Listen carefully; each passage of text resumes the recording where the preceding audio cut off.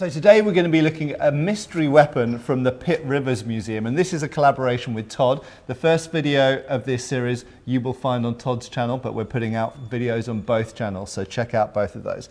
So which of these are we going to look at first? Right, so Todd, which of these do you think I'm going to pick? I know which one you're going to pick. I have seen Matt so excited about it.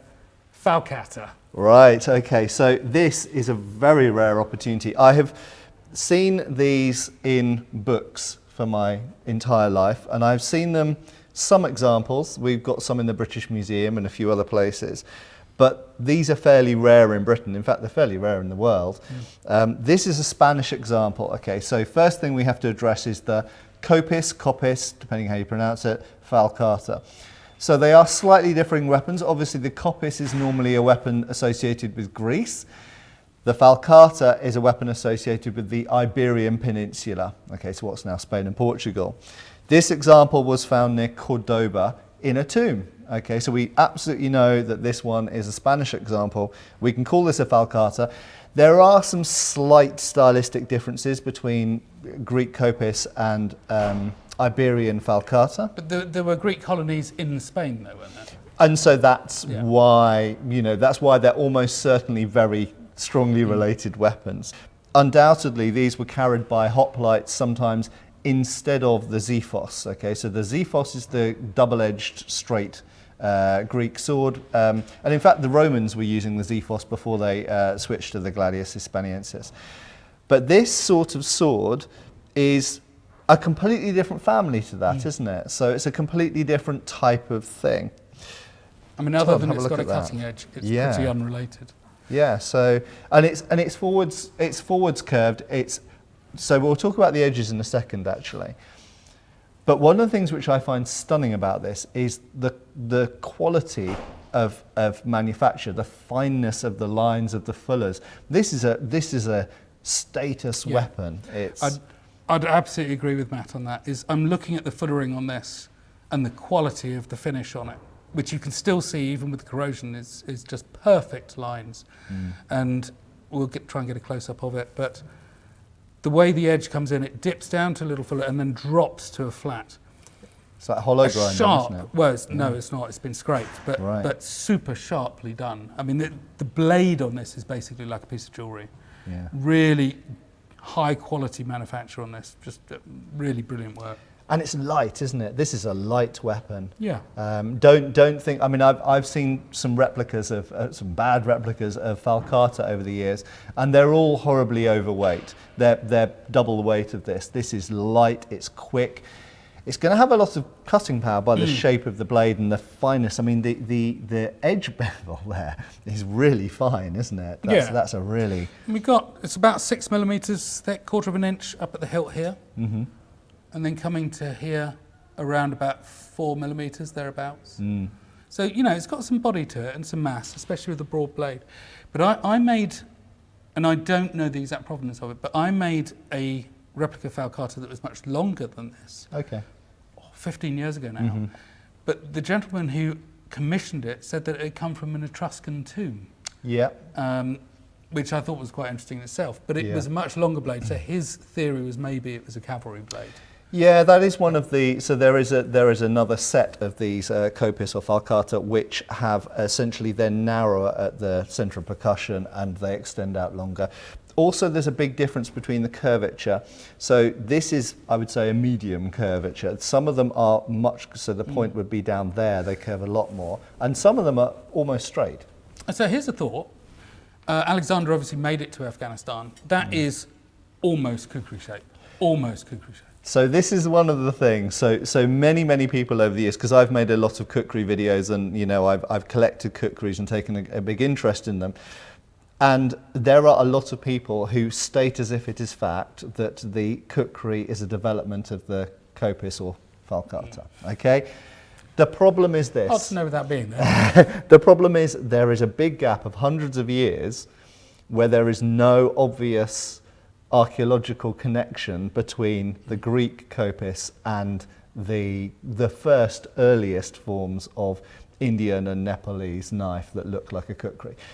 So it could just be convergent evolution. It could just simply be that there is a certain shape of blade which works really, really well, and different people came up with it at different times. And I think that's probably the case. However, as you say, Alexander the Great, with his coppice, did get to Afghanistan, so which is next to Nepal, basically. So, you know, who knows? Who knows?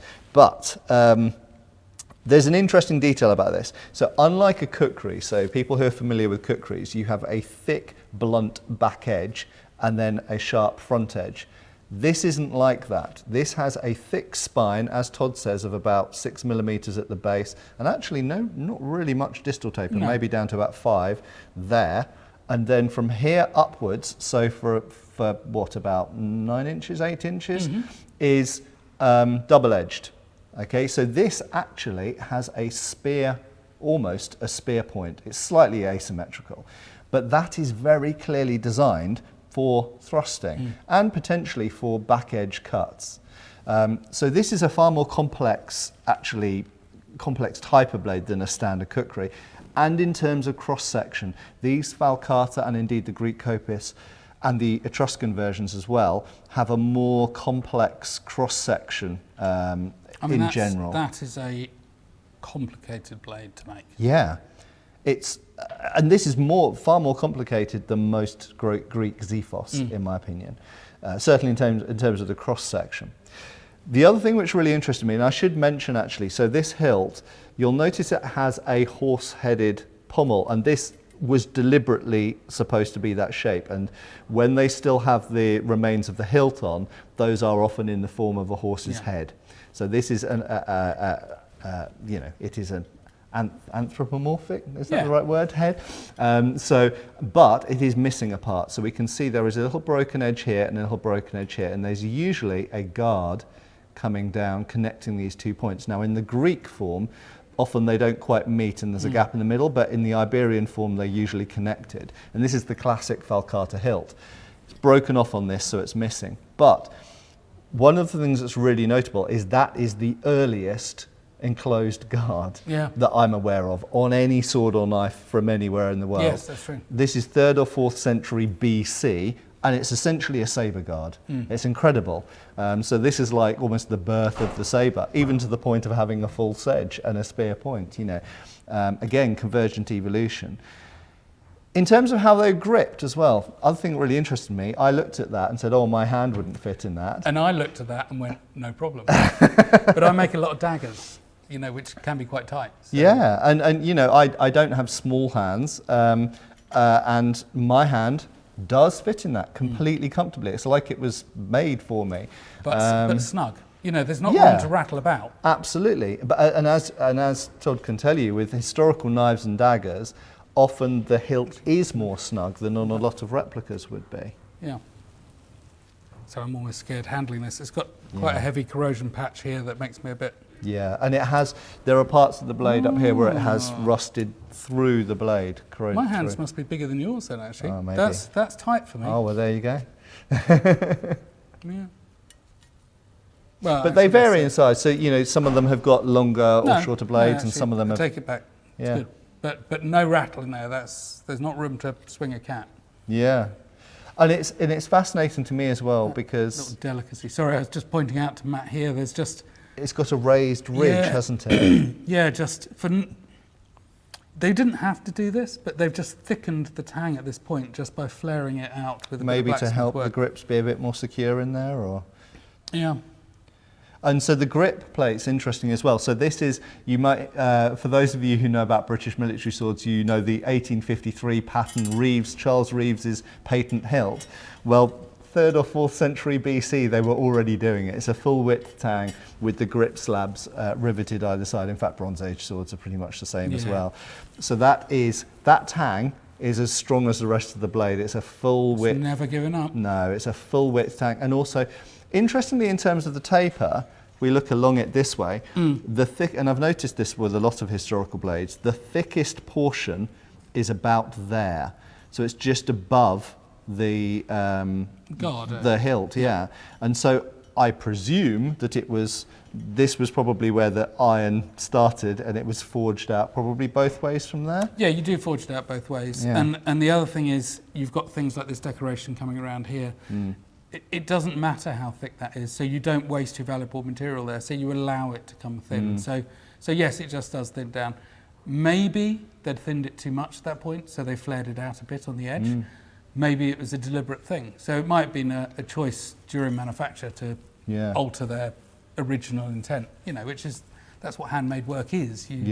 You develop it as you go along. But if you were wanting to replicate the distal taper that we see in this example here, if we call that 6 millimeters, which I think it probably is, about. if that's 6 millimeters, it actually tapers down to maybe about 4 millimeters in the middle of the grip there, and maybe down another millimeter to about 3 at the bottom there.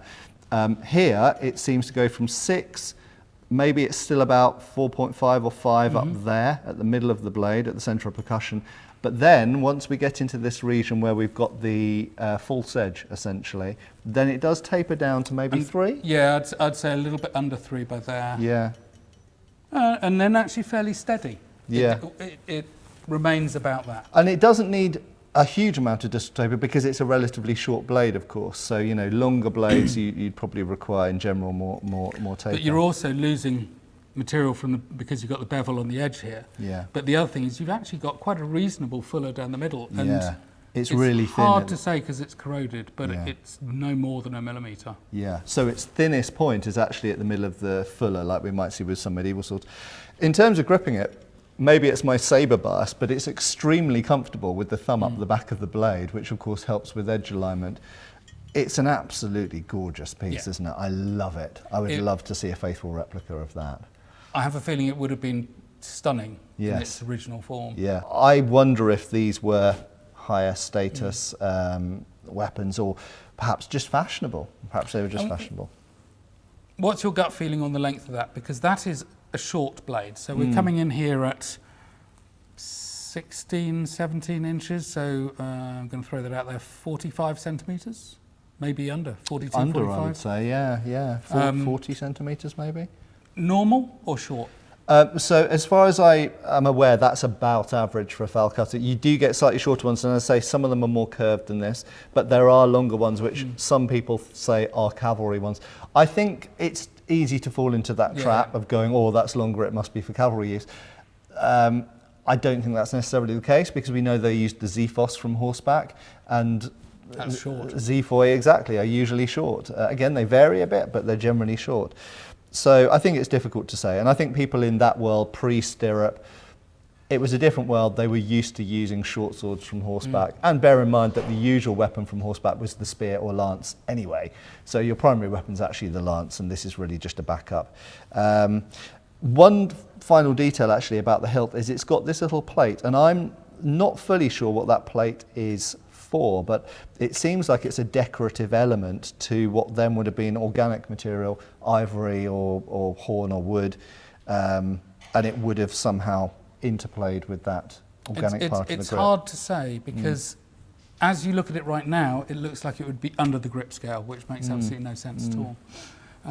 We do find plates which go under with Xephos hilts. You often find, for example, the pommel can be made of organic material but then be encased in metal. So they did have fairly complex hilt constructions. So sometimes. that's its finished position, which is floating 5 millimetres above the tang. So that gives you a 15 millimetre thick handle at that point, which is not outrageously thin. So that could be a bit of surface decoration, cut into a bit of ivory or whatever is on here. We can also perhaps guess at the depth of the grip from the rivets, because there are still rivet things in there, can't so at the pommel end it was probably about an inch. No, not even that. Yeah, 3/4 of an inch. Yeah. At the pommel end. 18 mil. Yeah. So what a lovely thing. There we go. What a lovely thing. And what an honour to. I've wanted to hold one of these for a long time, and it's. If anything, it's lighter than I expected. I can't estimate what that is, but probably 400 grams. Pretty light. Yeah. Yeah. Yeah, 400, 450. Yeah. So, I mean, as a Beautiful. finished sword, even with the metalwork on there, you're going to be 650 grams, 700 grams, Yeah. something like that. It's lovely, lovely, lovely. It is piece. beautiful. It's often I'm happy to see a piece in a museum and enjoy it for what it is now. Yeah. This is a piece that I would love to have seen as it was then. Yeah, with the full scabbard and everything else. And sometimes I've seen things in books or in cabinets, and when I actually get to handle them, they're in some way a disappointment. With this, it's the opposite. This is even better than I expected it to be. So yeah, really, really chuffed. Thanks a lot for sharing that with me, Todd. Cheers. Absolute pleasure. Yeah. So we're now going to come back over for the next film. It's not going to be on Matt's channel. It's going to be one on my channel. So we're just going to bounce through continuously. So Yeah. see you there. I'll take Matt on the other side. Cheers, folks. Bye.